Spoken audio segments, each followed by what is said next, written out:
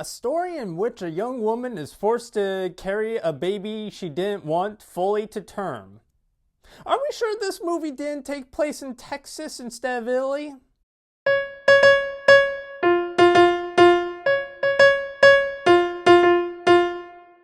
Hi, my name is Ryan Lane, and welcome to my review channel.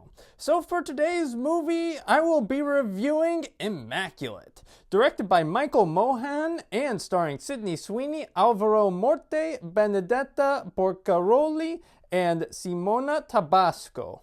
So, the story follows Cecilia, played by Sweeney, a nun who decides to travel to an isolated convent in Italy following the dissolution of her church in Detroit.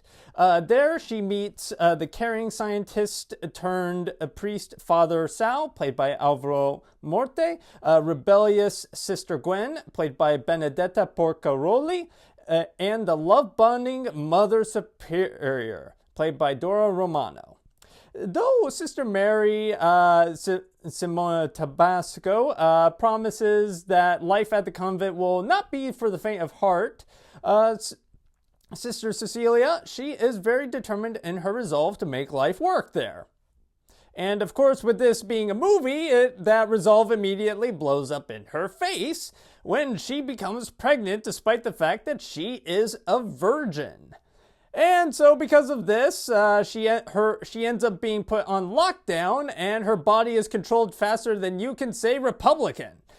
Anyway, not liking this situation too much and finding her captors to be the devil being bathed in the light of a savior, she decides to fight like hell in order to escape from proverbial hell. So the biggest miracle of this movie isn't an immaculate conception.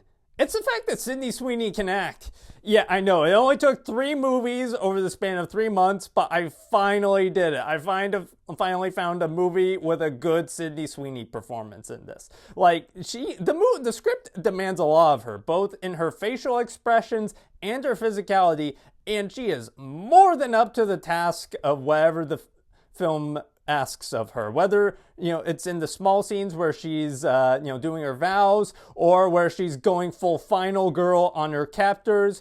Sweeney rocks. Or maybe I don't know, maybe she just gives a standard good performance and I've just I don't know, the bar was low, but still, like, she more than jumps over it.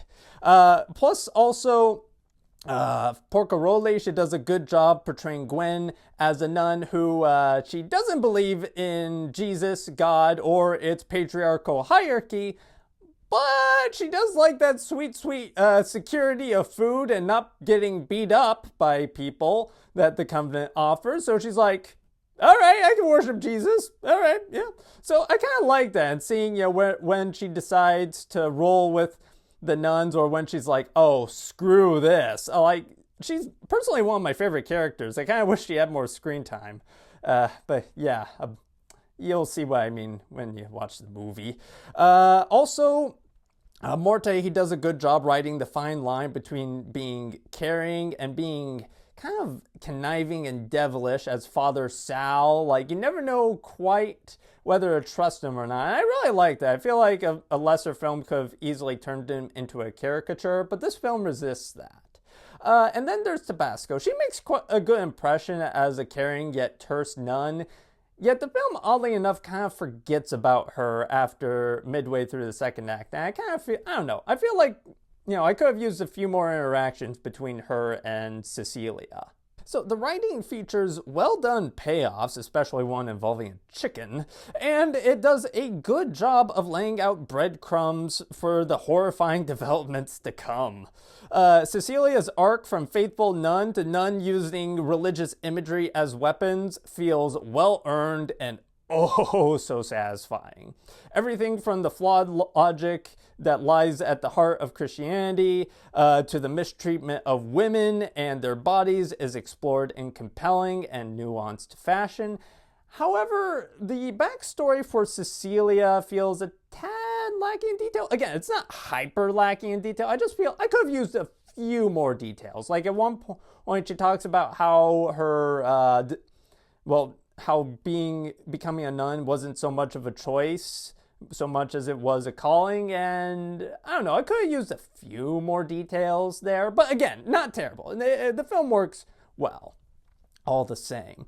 Plus, as I mentioned earlier, again, I feel like the film could have used a few more of the supporting characters and given them a little bit more screen time.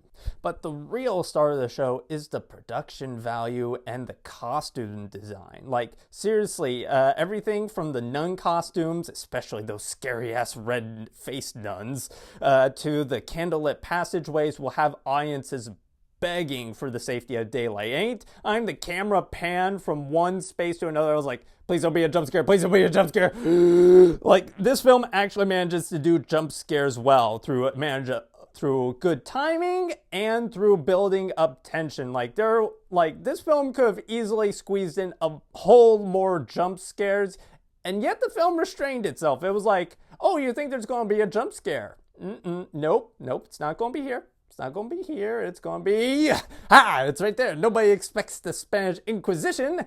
That's what it felt like with the scares. Like, very well done. Plus, the body horror is on point. It never feels gratuitous. And especially Cecilia's body as it deteriorates throughout the pregnancy. Like, just seeing all the various things happening to it, it's just like, ooh. Like, that's... very well done. So, Immaculate proves itself to be a cinematic miracle thanks to timely religious commentary and a knockout performance by Sweeney. So, with all that in mind, I will be giving Immaculate 4 out of 5 stars. Anyway, thank you for watching. Have a good rest of your day. If you like this review and would like to see more like it, be sure to like and subscribe and leave a comment down below. And for today's comment section prompt of the day, what do you think of my new background? I bought a new shelf for all my books and DVDs and Blu-rays, and this is the first half. I've got another half that'll be like right here. So yeah, I'm wondering what y'all think of it. Anyway, so bye.